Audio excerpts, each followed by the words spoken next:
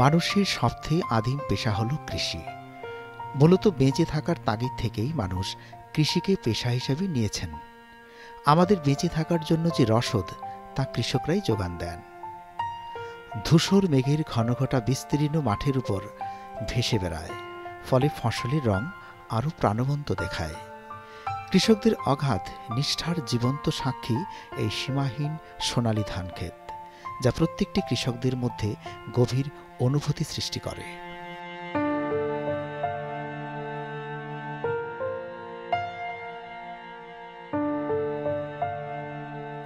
প্রতিটি বীজ বপন, প্রতিটি ঘাম এবং প্রতিদিন মাটির যত্ন নেওয়ার মধ্যেই ধানক্ষেতের সঙ্গে এই কৃষকদের নিবিড় সম্পর্ক গড়ে ওঠে।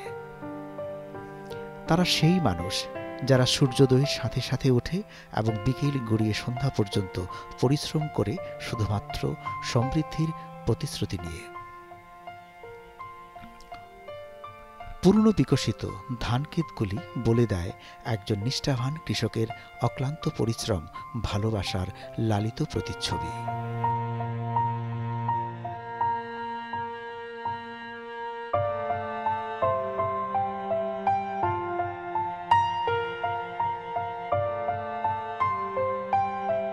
মোহরীপুর গ্রাম পঞ্চায়েতের অন্তর্গত বাইখোরা কৃষি সেক্টরের জোলাইবাড়ি কৃষি মহকুমার অন্তর্গত পরিশ্রমী ও প্রগতিশীল কৃষকরা তাদের প্রায় ৬০০ কানি জমিতে হাইব্রিড ধানের চাষে অসাধারণ বৃদ্ধি ও চমৎকার ফলন তাদের গভীর সন্তোষ প্রকাশ করেন।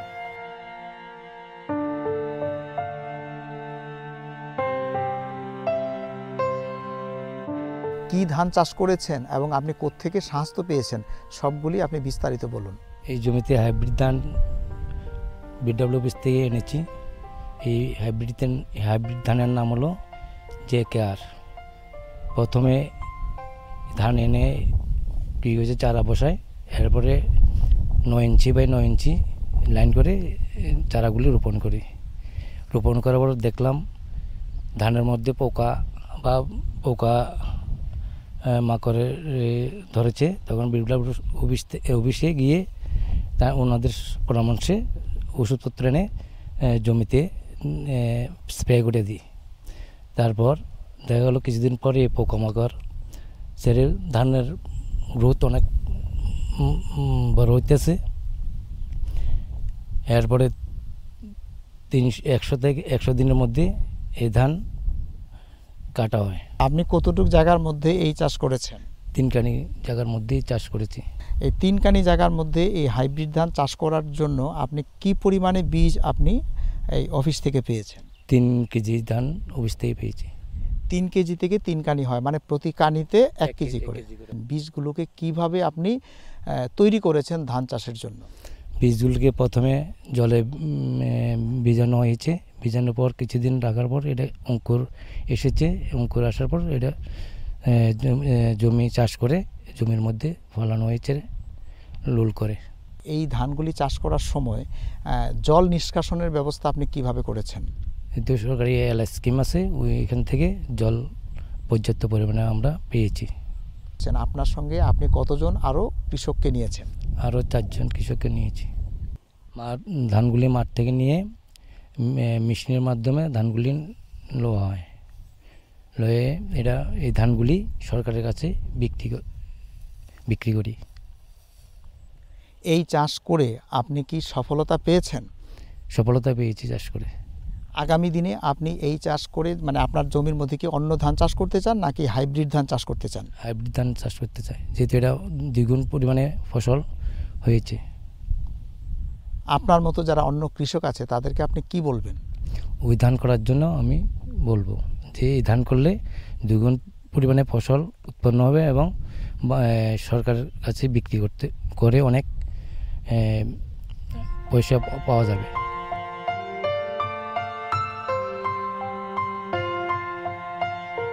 মিন্টু পাল, অরবিন্দ রায়, পৃথ্বীশ পাল ও বিক্রমশীল মোহরীপুর গ্রামের সেই পঞ্চায়েত নিবাসী কৃষকরা জোলাইবাড়ি কৃষি মহকুমারের ধারাবাহিক সহায়তা, সময়োপযোগী দিক নির্দেশনা এবং উৎসাহের জন্য তাদের ফলন দ্বিগুণ বৃদ্ধি পেয়েছে।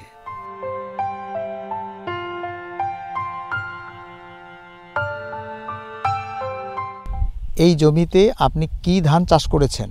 হাইব্রিড ধান চাষ করেছি। এই হাইব্রিড ধান চাষ করার আগে আপনি এই জমিতে কি ধান চাষ করতেন? অন্য ধান চাষ করেছি, হাইব্রিড, চিনারি, 14,000, অন্যান্য ধানও লাগাইছি। আচ্ছা, এই হাইব্রিড ধান চাষ করার জন্য আপনাকে প্রথম কে পরামর্শ দিয়েছে? বিওডব্লিউ সরকারি বীজ চাষের জন্য আমাদের হেল্প করেছে। তো ওই হাইব্রিড ধান দিয়েছে সরকারি, হাইব্রিড ধান করেছি, তারপরে আমাদের অনেক হেল্প করেছে।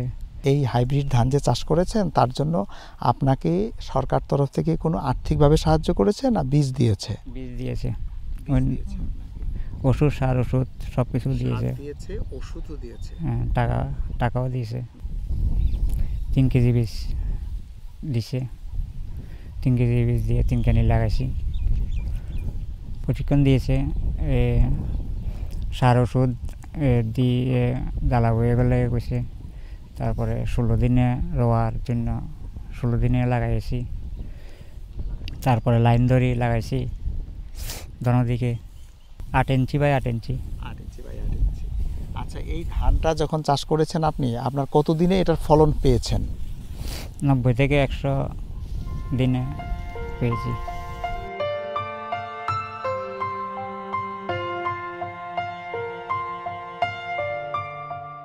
কৃষকগণ চলতি মৌসুমে এই সাফল্যে অনুপ্রাণিত হয়ে আগামী দিনে হাইব্রিড ধান চাষ অব্যাহত রাখতে দৃঢ় সংকল্প গ্রহণ করেন।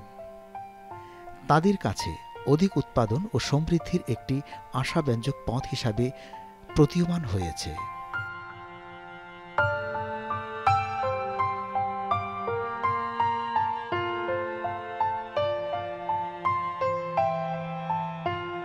আপনি এখানে কি এই হাইব্রিড ধান চাষ করেছেন?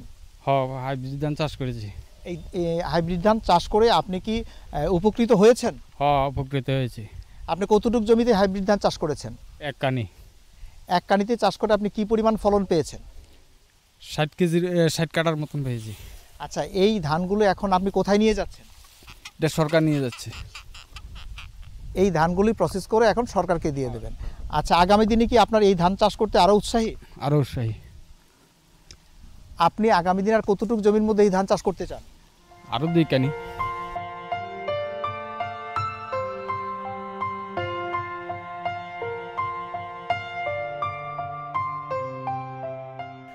উন্নত বীজ ব্যবহার, সার প্রয়োগ, সেচ ব্যবস্থা, আধুনিক প্রযুক্তি এবং ফসলের যত্ন নেওয়ার মাধ্যমে উৎপাদন বৃদ্ধি করা সম্ভব।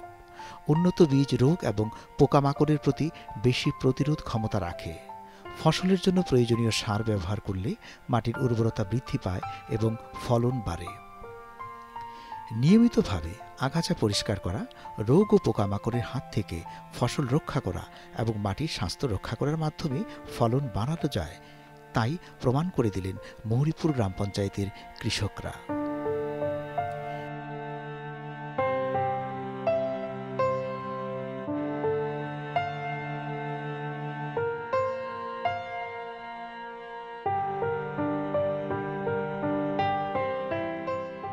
এখানে যে হাইব্রিড ধানের চাষ করা হচ্ছে এই বিস্তীর্ণ অঞ্চল জুড়ে আমরা দেখতে পাচ্ছি, এই হাইব্রিড ধান চাষ করার জন্য আপনারা কি কি বীজ কৃষকদের দিচ্ছেন এবং কিভাবে দিচ্ছেন, কৃষকরা কিভাবে সেগুলি চাষ করছে, আপনি আমাদেরকে বিস্তারিত বলুন। আমরা এখানে চাষ করার জন্য দপ্তর থেকে হাইব্রিড বীজগুলি কৃষকদেরকে দিয়ে থাকি। 3-4টা অনেকগুলো ভ্যারাইটি থাকে, যেমন JKRS TT, NPS X1, PAC 8744। এইসব ভ্যারাইটিগুলি কৃষককে হাইব্রিড ধান চাষ করার জন্য আমরা উৎসাহিত করে থাকি এবং ওদেরকে উৎসাহিত করার পর চাষ করার জন্য মানে প্রাথমিকভাবে যে প্রশিক্ষণ আমরা মাঠে এসে ওদেরকে দিয়ে যাই এবং ওরা সেই মতোই করে এবং করে সাকসেসও হয়েছে। আর বীজ আমাদের দপ্তর থেকে ফ্রি ডিস্ট্রিবিউশনে পেয়ে থাকে। আর চাষের জন্য পর্যাপ্ত সার, ওষুধ বা জৈব সার ওগুলো পেয়ে থাকে এবং করার পর ক্যাশ স্ট্যান্ড বিল যা ধরা থাকে ওদের যার যার এরিয়া অনুপাতে ওরা পেয়ে থাকে এবং পেয়েও গেছেন এবছর। হাইব্রিডের ফলনটা তো অনেকে বেশি, কৃষকরা এখন বুঝতে পেরেছে, যার ফলে তারা সরকারি মানে উন্নয়ন এবং নিজের উন্নয়নের লক্ষ্যে সবসময় হাইব্রিড ধান চাষ করার অঙ্গীকারবদ্ধ করেছেন এবং সামনেও করে যাবেন। এবং তারা এসব ধান মাঠ থেকে তোলার পর সরকারিভাবে ধান ক্রয় করা হয়, ওখানে বিক্রি করেন এবং ভালো রেটও সরকার দিয়ে থাকে। এখানে জমির মালিক আছে নিয়ার অ্যাবাউট 42, তার মধ্যে যাদের নিজস্ব কোনো জমি নেই এমন মানে বর্গাদার কৃষক আছে আরও 18-19 জনের মতো। তারা সবাই এই মাঠে হাইব্রিড ধান চাষ করেছেন এবং চাষ করে সফলতা পেয়েছেন। তারা অত্যন্ত খুশি। এই ধানগুলো তো মানে বীজতলাতে তৈরি করার পর 12 থেকে 20 দিনের মধ্যে আমরা মাঠে নিয়ে লাগাই এবং ওটার জার্মিনেশন ডেট 90 থেকে 120 দিন। যেমন আজকে যে ধানটা কাটা হচ্ছে ওটা 103 দিন হয়েছে, এর মধ্যে কাটা কমপ্লিট হয়ে যায়। আর একটু বৃষ্টি ভাব আছে, তার জন্য কৃষকরা একটু 4-5 দিন আগে ধানগুলো কেটে নিচ্ছে বৃষ্টি সম্ভাবনার জন্য আর কি। এবং ফলন তো অনেকেই বেশি। আমরা এই পঞ্চায়েতে আজকে থেকে 5-6 দিন আগে অনেকগুলো ক্রপ কাট নিয়েছি। এভারেজ আমরা 6.9, 7, 7.2 MT এমন আমরা পেয়ে থাকি। মানে এভারেজ 7 MT পার হেক্টর এটার ফলন হয়ে থাকে। ক্রপ কাটটা হলো অ্যাকচুয়ালি আমরা র্যান্ডামলি কৃষকের মানে ধানে জমি চুজ করে ওগুলোতে ক্রপ কাট করে আমরা বুঝতে পারি এই সার্কেলে এবার মানে ধানের ইল্ড কেমন। এটা সার্কেলের যেহেতু আমরা ইল্ড বুঝবো, এর থেকে সেক্টর থেকে আমাদের মানে সাবডিভিশন থেকে স্টেটের যে ফলন, ওইটার জন্য আমরা ক্রপ কাট করে থাকি এবং অ্যাপসে অনলাইন।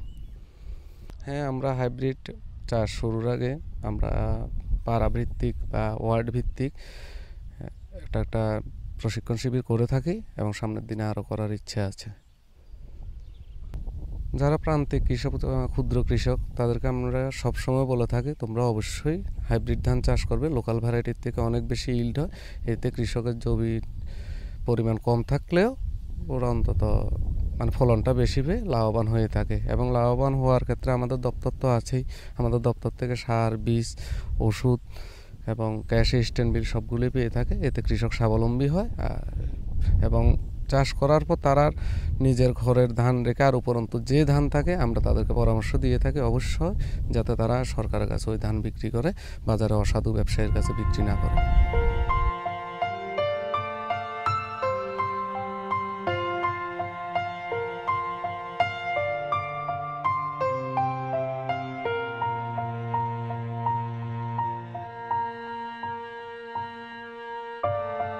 হাইব্রিড ধানের চাষ পদ্ধতি সম্পর্কে বাইখোরা কৃষি সেক্টরের সহায়তায় মোহরিপুর গ্রাম পঞ্চায়েতের কৃষকদের মাঠ দিবস, কৃষক প্রশিক্ষণ ও সচেতনতামূলক ক্যাম্পের আয়োজন করে কৃষকদের আধুনিক চাষাবাদ যেমন IPM মানে পোকামাকড় ব্যবস্থাপনা ও INM অর্থাৎ পুষ্টি ব্যবস্থাপনা বিষয়ে প্রশিক্ষণ প্রদান করে থাকেন। কৃষি প্রযুক্তির ব্যবহার সহায়তা যেমন পাওয়ার টিলার, রাইস ট্রান্সপ্লান্টার ও কৃষকদের কৃষি কার্ড, ইন্স্যুরেন্স ও ভর্তুকি সংক্রান্ত সহায়তা করে থাকেন। সরকারি প্রকল্পে যেমন PM কিষাণ কৃষি যন্ত্রপাতি ভর্তুকি, আত্মার মাধ্যমে সহায়তা প্রদান মোহরিপুর পঞ্চায়েতের অধীনে কৃষকদের সাফল্যের চাবিকাঠি।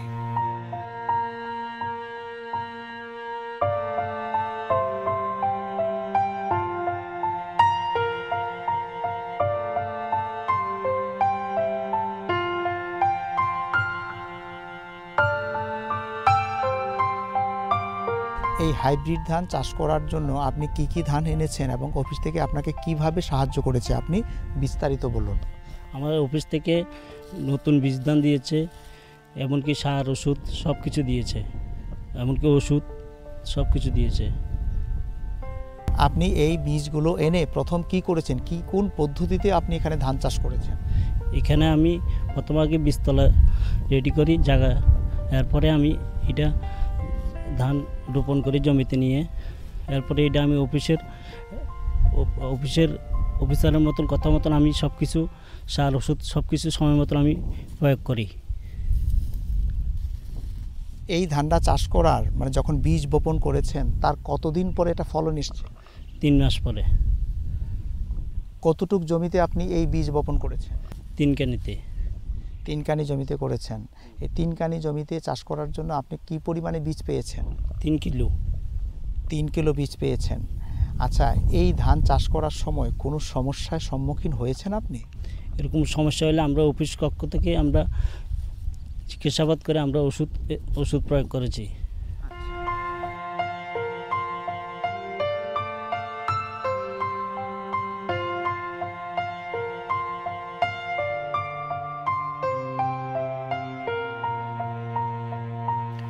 এই উচ্চ ফলনশীল ধানের জাতের ধানের জীবনকাল হচ্ছে 120 থেকে 130 দিন। এটি ওই অঞ্চলের জলবায়ু ও ব্যবস্থাপনার উপর নির্ভর করে, সামান্য পরিবর্তন হতেও পারে। হাইব্রিড ধান প্রতি কানিতে 1 কেজি বীজের প্রয়োজন হয়, কারণ হাইব্রিড ধানের চারার সংখ্যা কম হলেও ফলন বেশি হয়। এই ধানের চারা একটু শক্তভাবে রোপণ করতে হয়। সার ব্যবস্থাপনায় ও সেচ ব্যবস্থাপনায় বেশি যত্ন নিতে হয়। ধান কাটার সময় নির্দিষ্ট পর্যবেক্ষণ জরুরি। পর্যাপ্ত রোদ ও সেচের ব্যবস্থা থাকলে ভালো ফলন পাওয়া যায়। এই অসীম দিগন্ত ধান খেতে তারই প্রমাণ করে।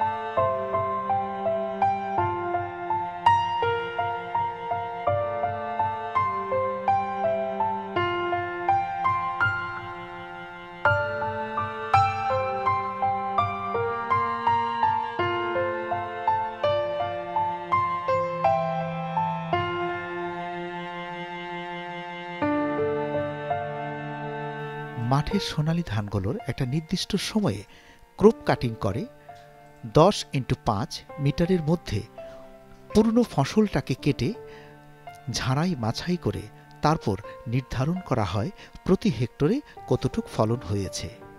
এই পদ্ধতি প্রয়োগ করে মোহরীপুর পঞ্চায়েতের প্রতি হেক্টরে 7 থেকে 7.5 MT ফলন হয়েছে, যা কৃষকদের আত্মনির্ভর করতে সাহায্য করেছে।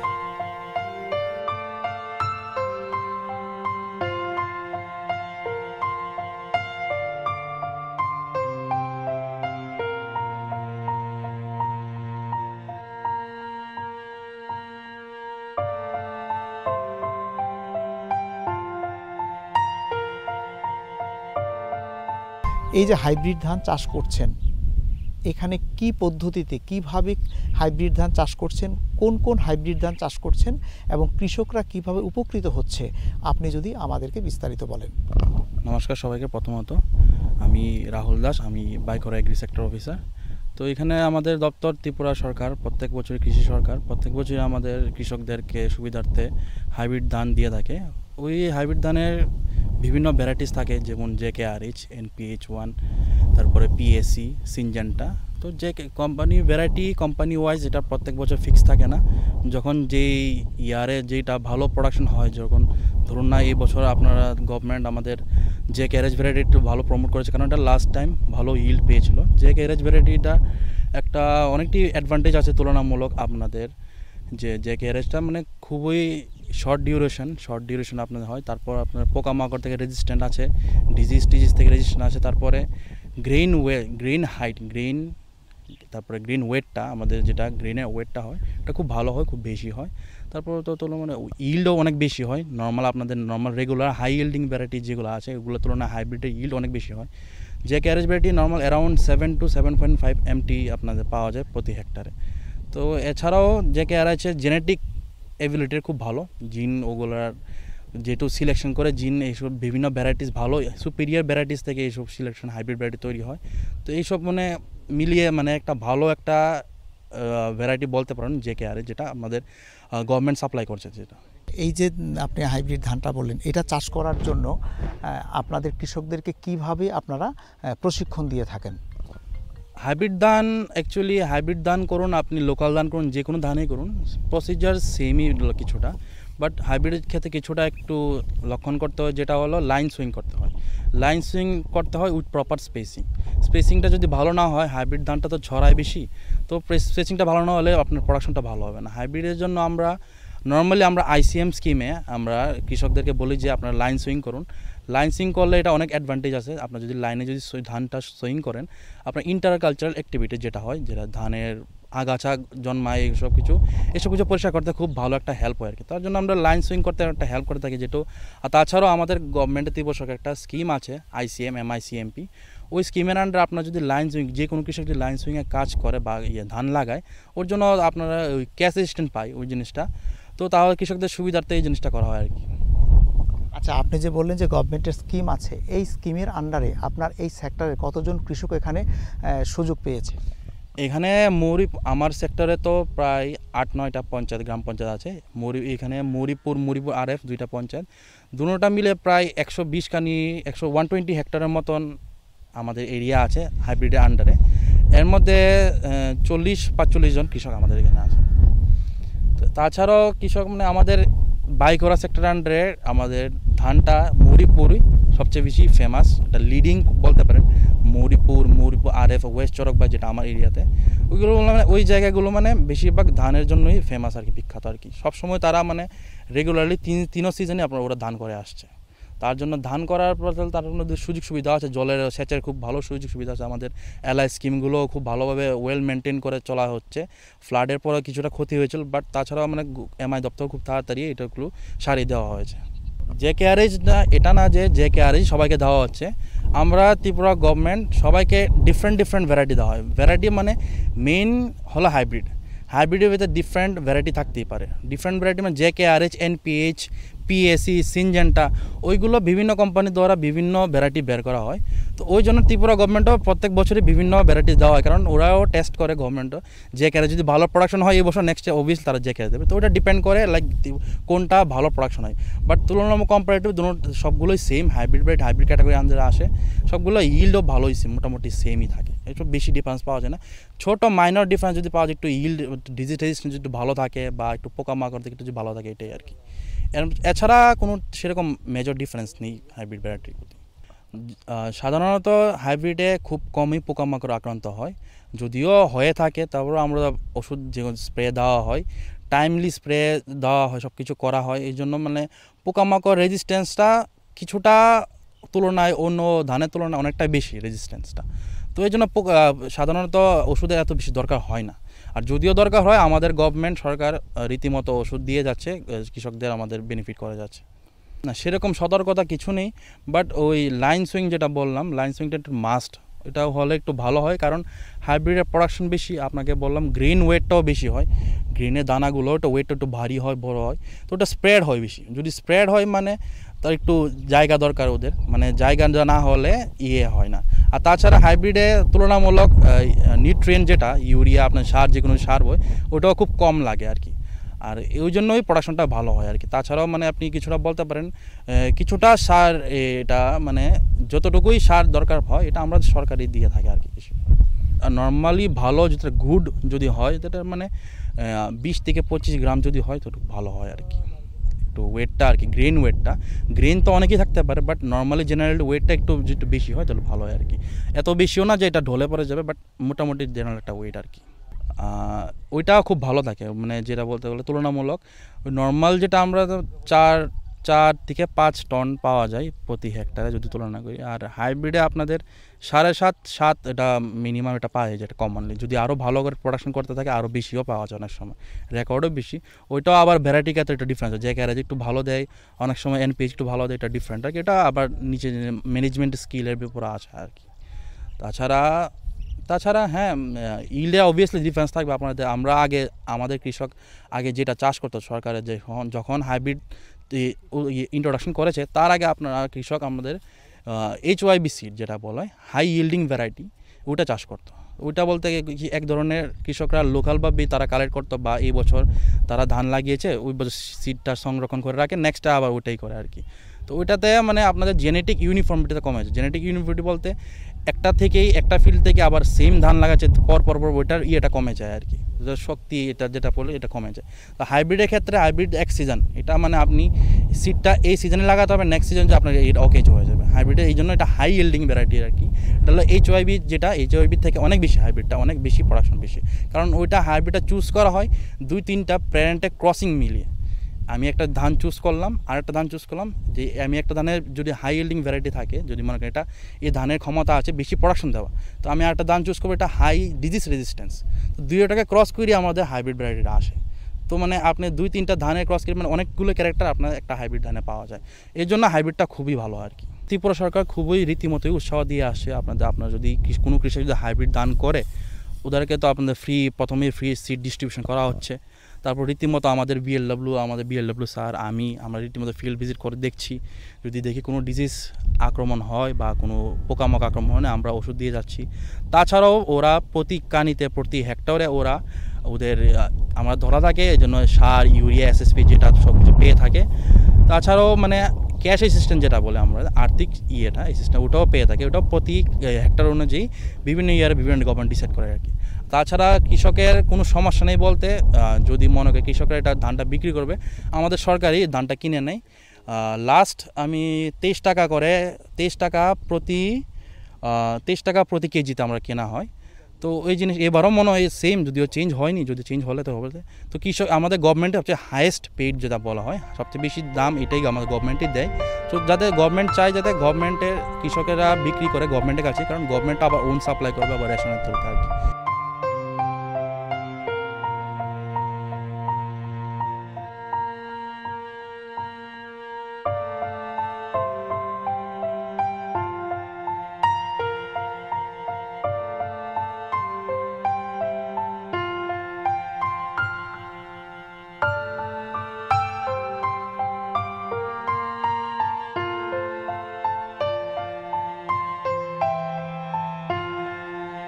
ধান রোপণ করার নির্দিষ্ট সময় অতিক্রান্ত করে যখন ধানগুলি পূর্ণতা পায়, তখন হাড় ভাঙা পরিশ্রমে ধানগুলি কাঁধে করে ধান ভাঙা মেশিনে ঝাড়াই বাছাই করে রোদে শুকিয়ে গুদামজাত করে জোলাইবাড়ি কৃষি মহকুমারের মাধ্যমে ন্যায্য মূল্যে সরকারের কাছে বিক্রি করা হয়। এতে সরকার ও কৃষকদের মধ্যে একটা সম্পর্কের সেতুবন্ধন তৈরি হয়।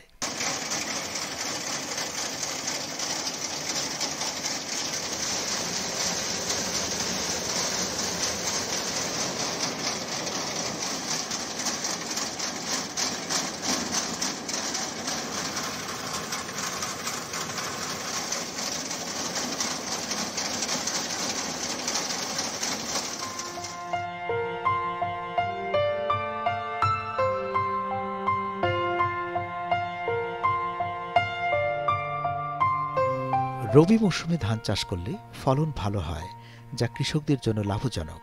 কারণ রবি মৌসুমে বৃষ্টিপাত কম থাকে, তাই বিভিন্ন সেচ ব্যবস্থার মাধ্যমে ধান চাষ করা হয়। রবি মৌসুমে আধুনিক প্রযুক্তি ও উচ্চ ফলনশীল ধান চাষ করে চাষের ফলন বৃদ্ধি করা সম্ভব, তা প্রমাণ করলেন মৌরিপুর পঞ্চায়েতের কৃষকরা। হাইব্রিড ধান চাষ করে তারা উচ্চ মাত্রায় ফলন পেয়েছেন। তাই উদ্যমী কৃষকগণ বর্ষা শুরু হওয়ার আগেই তাদের সোনালী ধান ঘরে তোলার জন্য তাদের মধ্যে হিড়িক লেগে যায়। ধান কাটার শেষে পড়ে থাকে বিস্তীর্ণ খড়ের মাঠ। সেই মাঠকে বর্ষা শুরু হওয়ার আগেই আবার তৈরি করার পালা। বর্ষার আগমনের সাথে সাথে নতুন উচ্চ ফলনশীল ধান রোপণ করার পালা। সেই কৃষিকাজকে ত্বরান্বিত করার মানসিকতা নিয়ে তারা কৃষি চাষকে এগিয়ে নিয়ে যেতে অঙ্গীকারবদ্ধ।